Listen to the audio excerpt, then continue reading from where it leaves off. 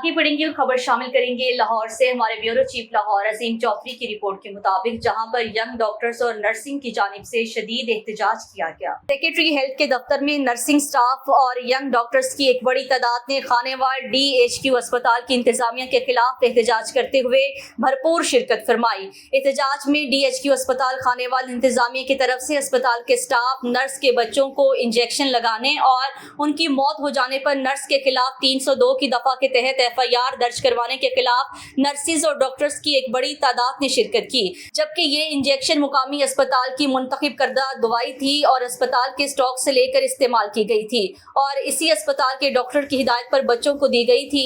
Nurse ने अपनी duty करते हुए डॉक्टर की हिदायत के मुताबिक अस्पताल में मौजूद अद्वियात में से वो इंजेक्शन लेकर बच्चों को लगाए थे। इस पर 302 जैसी घनौनी दफा लगवा कर अस्पताल में मौजूद नकली अद्वियात और अपनी नाअहलियत को छुपाने के लिए DHQ अस्पताल खानेवाल इंतजामिया की तरफ से मासूम स्टाफ नर्स को कुर्बानी का बकरा बनाया जा रहा है। एहतजाज के मौका पर यकजहती के लिए आने वाले डॉक्टर्स नर्सिस को सेक्रेटरी हेल्थ के दफ्तर में अंदर दाखिल न होने दिया गया और दफ्तर के मेन गेट को ताले लगाकर बंद कर दिया गया।